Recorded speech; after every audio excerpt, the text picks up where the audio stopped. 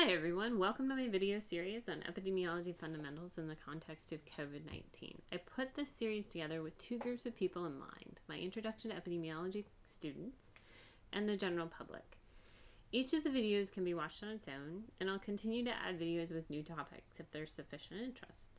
So just a little bit about me so you know what you're getting into. I'm an associate professor of epidemiology and biostatistics at George Mason University in Fairfax. I earned a PhD in epidemiology from the University of Washington in 2003. I've been a practicing epidemiologist since 2004 and have been teaching epidemiology for more than 10 years. And the purpose of this particular video is to introduce some population health statistics that you may have seen frequently in the news and talk about what they mean and things that influence the accuracy of those numbers. So before we get into anything, I want to acknowledge that I have no financial or personal conflicts of interest to declare in relation to any of the information presented in the upcoming video. So these are some of the key population health statistics that are relevant to COVID-19 that you may be seeing commonly in the news or in other sources, and those include prevalence, incidence, mortality, and case fatality rate. So before getting into those particular statistics, I want to review a couple of math terms. I know, but I promise it's important. So first, let's talk about count. And if we think about our population there over on the right, there are 29 people in this population. You can either count them or you can trust me. And if we know that the purple figures are the people who are sick, then there's 6 people in the population with disease, and there's 23 people without disease. Total of 29 people in this population. Each of these numbers is what is known as a count or a frequency. Count is commonly used, or frequency can also be, you see that as well. The other thing I want to review is that then this count can be used to calculate a proportion. And we often see proportions presented as percentages, but really a proportion is just any fraction where there's a numerator that is a particular count, and the denominator includes the total number of something in a particular group or population. So in this example, if we wanted to know the proportion of people that have disease, we would divide the 6 people with disease by the 29 total people in the population, which in this case is 0.21. If we wanted to state that proportion then as a percent, which is what we sometimes see, we multiply by 100, so 21% of this population has the disease. In epidemiology, you'll often see the term proportion and rates used interchangeably. And while there are some actual technical differences between proportion and rates, that's not particularly important here for our conversation about the general statistics. So if you see something as a rate, but it really is a proportion, it's really okay. The important thing is to know that a count is a number or frequency, and that the proportion, or rate, if it's being presented that way, is a fraction.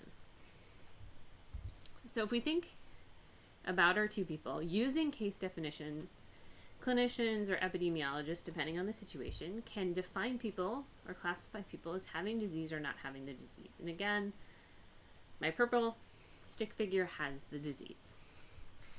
And you'll see the terms prevalence and incidence used in different situations to describe disease status. And this is a reflection of when we observed people and counted that person's disease status. So for example, if we just start with today, all the purple figures have disease now. If we just go out and we just look currently who has disease now, that's what's known as prevalence. Those are what are called the existing cases of disease. And the prevalence count here would actually be 6. And the prevalence proportion is that count divided by the total number of people in this group. So for today, April 9th, in this little population, the prevalence of disease is 21%. Now, if we want to follow up this group for a period of time, say a week, if we've got an infectious disease that spreads quickly, a week we're going to see new cases. If we were doing something like counting number of cancer cases, we'd probably want a more extensive period of time in order to actually count cases that occur. So the time frames will depend on the disease that we're looking at. But just as an example, if we go out a week from now and only the black figures from our initial group here are actually at risk of getting the disease, and say we see that in another week, another 4 people get the disease. Well, those are what are known as the new cases. That's the incidence. So in this case, there's 4 cases that would count for our incidence count. Now, when we look at incidence proportion or rate, we only include the people in the denominator who are actually at risk of getting the disease. And so for all the people who already had the disease, those 6 people who had it at the beginning, they don't count in the denominator. They're not part of the group just because they can't get it. They already have it. Because what we're trying to understand is the development of new disease. That's what incidence tells us. And if it's already existing, that's not new. And so in this case, 4 divided by 23 is 0.17, or 17 per week. And incidence is usually expressed within a particular time period. The prevalence is as well, but that was the prevalence on April 9th. So we don't have it as a per day, we just say when it counted for. In terms of incidence, we usually put the unit to include the time period that was measured. In this case, it was a week. And so you'll often see this reflected as the incidence rate. So if you see that, this is the same idea. So if we move this information over and we think now about mortality, mortality is just a different type of incidence. Instead of the incidence of a new disease happening, it's actually the incidence of a new death, which just sounds weird, so it gets its own term. It's mortality. So it's the counting of the deaths that happen, or new deaths, so to speak. So let's say we follow up this group. We now have this group, and I've just noted all of the people with purple, whether they had it when they started on April 9th or whether it was developed from April 9th to April 16th, that here's our group. Let's say we want to follow them out for another 3 weeks to get a total of a month from April 9th to March 8th. And we follow that group up, and we see that there's a subset of the group that has died, and I've indicated them with the pink outline. And we count that 7 people have died from the disease, and 4 more people have developed the disease. And so the 7 people that have died is the mortality. And so we would divide the mortality by the total population because everyone is at risk of dying from this disease. Even if they have it at the beginning, they're still at risk of dying. If you think about dying being a different outcome, they're still at risk of that happening. And so in this case, the mortality count is 7. The mortality proportion is 7 divided by the total that we started with, which was 29, or 24% per month. So this is what the 7 divided by 29 equals. Now, there's one more statistic that I want to talk about, and that's the case fatality rate, which is the number of people who got the disease and then died from it in the same time period. And this provides an indication of how severe the disease is. And that makes sense if you think about it. If a large number of people get the disease, but only a very small number of people die from the disease, this is considered to be a less severe disease. Whereas if you have any number of people that get the disease and a large proportion of them die from it, that's considered to be a more severe disease.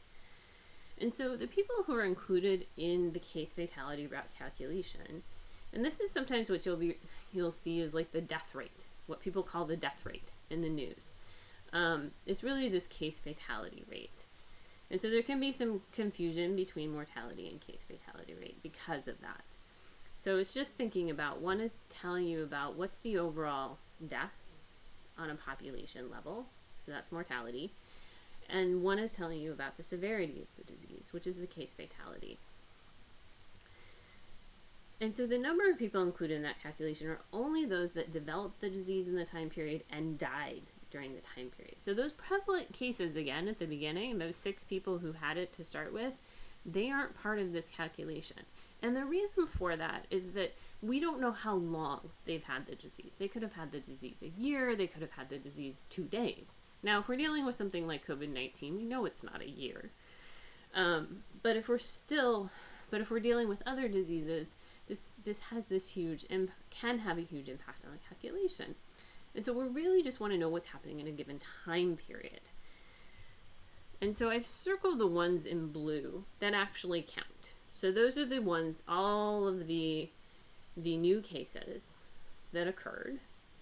And then the ones that are then outlined in pink are those that died. And so that works out to be that there was 8 total cases over the population. Remember we had 4 that developed over this time period, and then there were another 4 that developed over this next 3 weeks, which is 8. And of those, if we count up the ones that have the pink around them, that's 5 that died. And so in this case, the case fatality rate works out to be 63%, which is incredibly high for a case fatality rate, but it's just an illustration here. So I wanted to use that as a backdrop to actually take a look at some of the numbers that we have for COVID-19.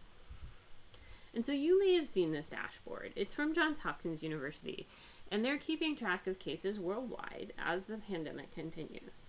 So I'm just going to use some of their numbers from this dashboard to illustrate the calculations I just walked through. But a big caveat to consider is that we are still in this pandemic. It is still occurring as I'm making this video, and these numbers will change over time.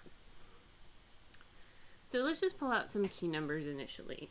The total confirmed cases is the number of cases that have been observed since they started counting in January. And then the mortality count here is the total deaths, and that's 94,807. So we have 2 key numbers already. And if we wanted to calculate these, so we have an incident count and we have a mortality count. If we wanted to calculate these as proportions, we could look up the global population on January 1st, which was estimated to be 7.6 billion, give or take the actual number here.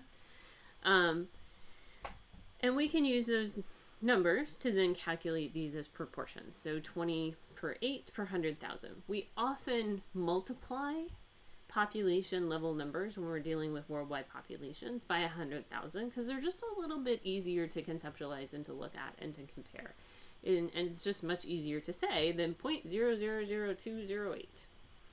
20 per 8 per 100,000. Easier to say, right?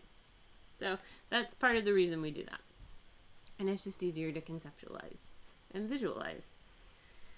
So that gives us an estimate again. So the incidence, again, is telling us about the number of new cases in this time period. So we've had approximately 21 per 100,000 people have developed this disease over this time period. So what I didn't indicate on here is that would be per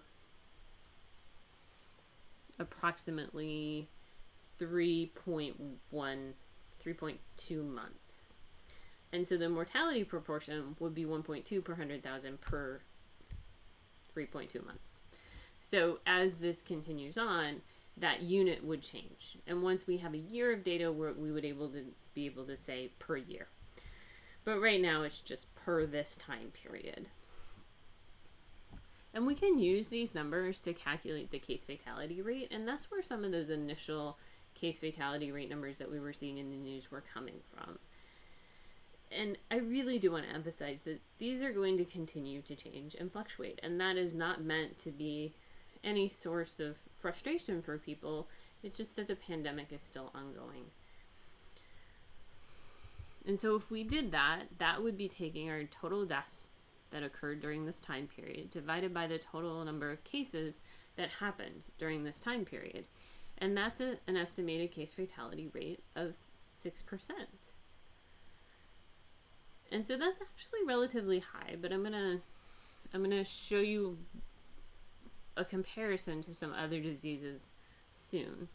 But I also just want to point out, as an exercise, we could calculate the current burden of disease, i.e. the prevalence, that is the prevalence, by subtracting the number of deaths and the total recovered from the total number of confirmed cases. We could assume that then those are the people who are currently who haven't yet recovered and they haven't died. Those would be the people who currently have disease.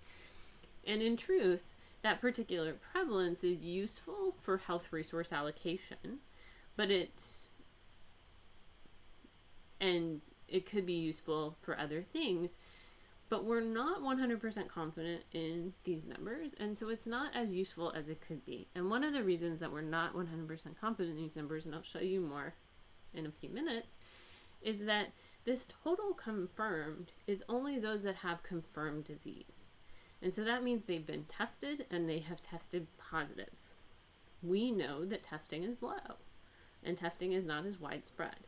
And so we know that there are cases out there that aren't getting counted. So in terms of that 6% case fatality rate, as I noted, these numbers are going to continue to fluctuate. And as you can see here, just as a comparison with this information that was put out by Bloomberg, the CFR that was estimated just a month ago was 3.4%. And now it's 6%. So as a comparison, based on other data that we have as public health professionals, we estimate that Ebola, MERS, smallpox, SARS, those are much more severe in terms of deaths, in terms of how people who get the disease, what percentage of them then die from the disease. We have Ebola at 50%, MERS, Middle Eastern Respiratory Syndrome at 34.4, smallpox at 30, SARS at 9.6. If, as a comparison, seasonal flu is 0.1. And so one of the things that you probably initially saw a lot of is that, well, this is just going to be a lot like flu. And why are we taking all of these precautions? Well, this is ultimately one of the reasons that we are taking all of these precautions. This is not like flu. Flu has a very low case fatality rate.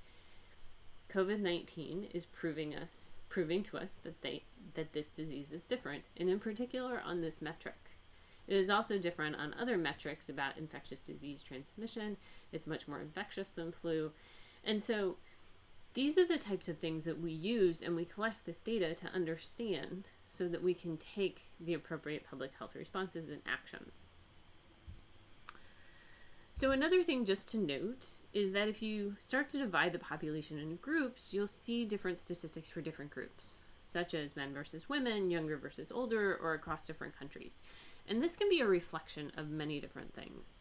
And that could include real effects of different healthcare systems and their responses, or biological impacts of the disease in, say, older people are more susceptible to dying from it. But it can also be a reflection of different counting that's happening in different areas, or different testing application across different groups or places.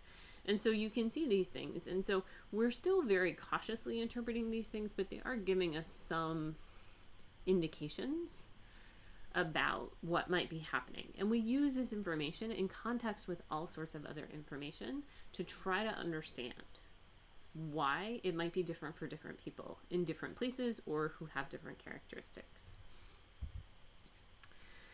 So I want to use a little math. Again, I know, I'm sorry, but I want to use it to illustrate the impacts of how we count and who gets counted on our interpretations. So let's pull back some of those numbers that I showed you before, and then go back to something I said. Testing is low right now. And so we know that not everyone is getting tested. Not even everyone with symptoms is getting tested. And that we also know that there's asymptomatic cases that are out there. So they are definitely not getting tested. And that some COVID-19 deaths are also not getting counted as such because an individual died without having been tested. And so what that means is that for incidence of mortality, our numerators, these numbers, are underestimates of what is truly likely to be happening in the population. And also that means that this number is also probably similarly underestimated. Also this number as well, but I'm going to focus in on why this denominator might be a little bit more important. And so if you make some guesses about underestimations, we can see what happens to these numbers. So if we look at an incidence, if we just say, well, we think that this is a 10% underestimate of cases, we don't actually have any knowledge right now, one way or the other, about how much of an underestimate might be happening. But given that anywhere from a third to 50% of cases, depending on what I've seen, might be asymptomatic. But don't quote me on that, please, because those numbers are in flux. This number could be higher than 10%. But even if we just have 10%, we see that this would result in a calculation of 22.9 per 100,000. So I'm just using the math to illustrate this here. Now, if we do the same with mortality, and we expect mortality estimates to not be as underestimated. We know that some of the deaths are not getting counted as COVID-19 because people aren't getting tested. Some people are dying in their homes, sadly. And so, but it might be a little bit lower, but we don't know that it's 5%. I'm just using that as an example, and we see that this could be instead 1.3 per 100,000. I just wanted to illustrate that if your numerator is an underestimate, then you are underestimating the incidence and the mortality in the population. Whereas for case fatality, if the incidence is 10% underestimated and the deaths are 5% underestimated, we see that the case fatality rate would calculate out to be 5.7% if these numbers are if we can use them as a relatively accurate starting point to make some assumptions about underestimating. So we see that if your denominator has a bigger underestimation in it, then the number is going to be overestimated. Those are the points that I want you to take away from this. But we actually I would expect that the case fatality rate would actually be even more underestimated than 10%. Be even more overestimated, because I think that the incidence is overestimated. The amount of incidence underestimated is higher than 10%. And so even if we just took a guess and said it's 60%, which might be too high, but again, we don't know these things yet, then we would see that the case fatality rate is 4%. So these our counting matters in order to get good estimates of what is going on in the population.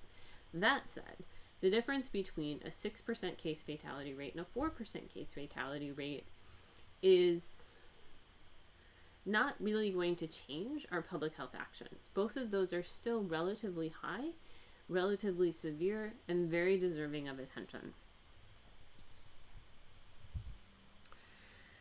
So as I've been alluding to, these numbers are really important because they influence our actions as a society, our actions as individuals.